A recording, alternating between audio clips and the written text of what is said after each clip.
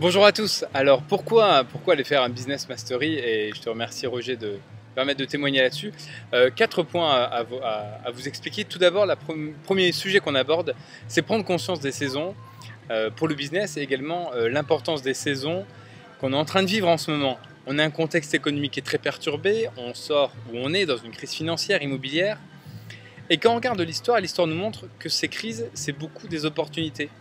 Danone, par exemple, qui s'est développé en 29, FedEx, entreprise de transport qui a cartonné, qui s'est lancée en pleine crise pétrolière, et puis Mythic, qui ne connaît pas Mythic, qui s'est lancé en pleine bulle Internet.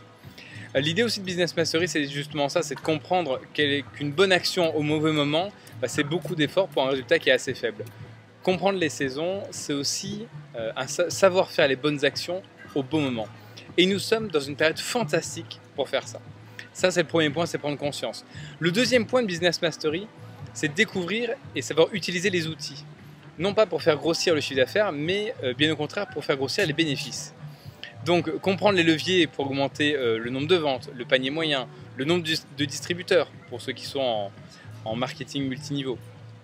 C'est également comprendre un bilan et faire plus de profit. Et là, deux intervenants d'exception, Kate et Sandra Cunningham, qui ont été vraiment extraordinaires pour nous présenter ça de manière très simple et de nous faire comprendre comment aller chercher les profits sur un bilan.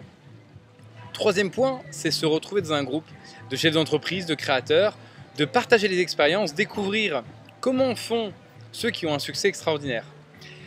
C'est retrouver aussi une dynamique et plonger dans une dimension américaine où les gens sont fiers d'annoncer leur rémunération. Et je me rappelle beaucoup de l'intro de Tony Robbins qui demandait en début de séminaire aux gens qui gagnaient plus de 100 000 $, de lever la main. Et effectivement, il y avait beaucoup de gens dans la salle qui levaient la main. Et puis, on devait garder la main levée jusqu'à ce que le seuil change. Et puis, 100 000, on est passé à 250 000 $. Donc, pour beaucoup, on a commencé à baisser les mains. Et puis, il y a beaucoup de gens qui ont gardé les mains levées. Puis, c'est monté à 1 million de dollars et à plusieurs dizaines de millions de dollars. Waouh! Là, on s'est dit qu'on était vraiment au bon endroit pour apprendre à faire grossir notre business avec des gens qui savent déjà le faire.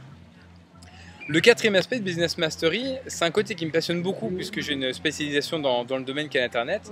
Comprendre les modèles économiques, comment utiliser le web pour booster sa performance. Là, c'était énorme. Un niveau de connaissance, une qualité d'intervenant qui était vraiment fantastique.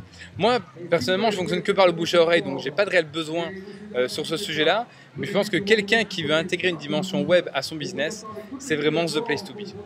Voilà, Business Mastery, c'est un vrai coup aussi. Mais en même temps, je me rappelle d'une citation qui dit que chaque euro qu'on dépense en dessous de la tête, c'est une dépense. Au-dessus de la tête, c'est un investissement. Alors, il me reste à vous souhaiter un bon séminaire à tous. Et puis, au plaisir de vous retrouver ici ou ailleurs, en vacances ou au travail. Au revoir.